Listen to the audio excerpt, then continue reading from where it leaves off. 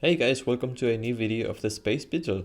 So, for all of you guys wondering how the SpaceX team is proceeding with the thermal protection tiles, I stumbled upon this awesome footage by Starship Gazer on his YouTube channel, where you can appreciate the quite laborious process of putting every single tile into place. They seem to be using tape to hold together the tiles that were laid most recently.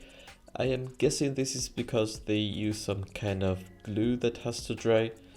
Another thing that really caught my eye are the seemingly broken tiles on the lower part of the nose cone. I don't know if this broke for some reason after being put into place or whether they already came broken and decided to use them anyway. Maybe they will replace the faulty ones to try and make sure that everything runs smoothly at re-entry, but if they decide to fly SN20 with broken tiles on it, then maybe they don't count on SN20 getting past re-entry and all they want to do is to use it as a pathfinder to gather data. I don't really know, but a bit of speculation is always fun.